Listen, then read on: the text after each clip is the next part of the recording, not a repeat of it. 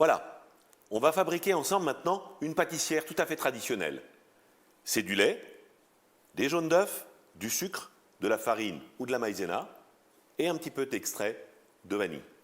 Le principe est simple, on va mettre dans un premier temps le lait à bouillir, dans lequel on va incorporer un tout petit peu de sucre pour éviter que ça n'accroche au fond.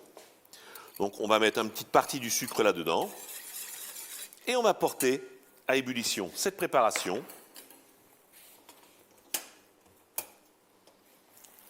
Voilà. Pendant ce temps, on va donc blanchir maintenant nos jaunes d'œufs avec le sucre dans un premier temps. Donc bien mélanger. Blanchir, comme son nom l'indique, c'est blanchir cette préparation. On va passer du jaune, très jaune, à quelque chose d'un petit peu plus blanc. Une fois que c'est bien blanchi, nous allons rajouter maintenant la farine qu'on a passée au tamis ou la maïzena. L'appareil va épaissir un petit peu. Et nous allons rajouter dans cette préparation un petit peu d'extrait de vanille. Bien sûr, on pourrait mettre de la vanille fraîche sous forme de gousse. Hein. Tout est une question après de prix. Voilà, cette préparation est prête à recevoir le lait. Voilà, le lait commence à bouillir.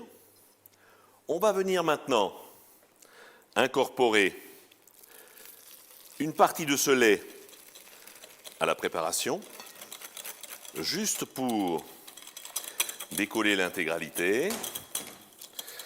Voilà. Et on va reverser cette préparation à l'intérieur du lait. Et nous allons cuire cette préparation. Alors très vite, ça va épaissir, bien sûr, on va le voir. La mousse va disparaître.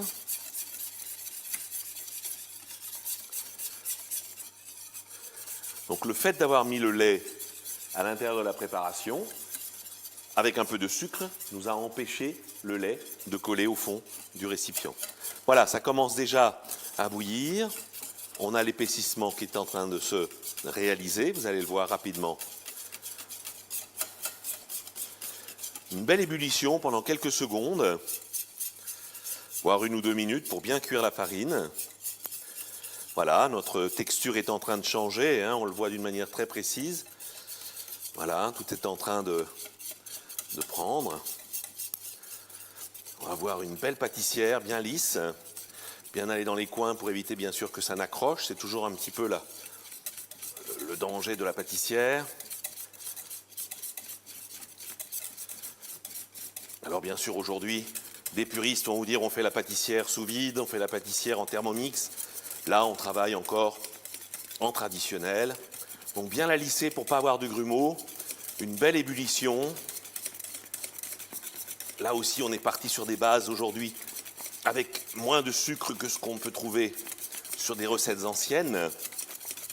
Voilà, on a une belle ébullition. Notre crème pâtissière est prête. On va venir la voir ici. Voilà. On est sur quelque chose de bien lisse. Ça n'a pas accroché du tout.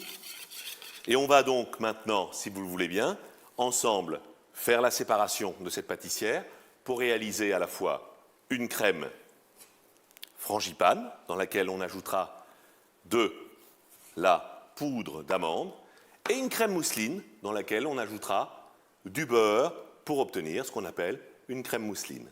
On se retrouve dans quelques secondes.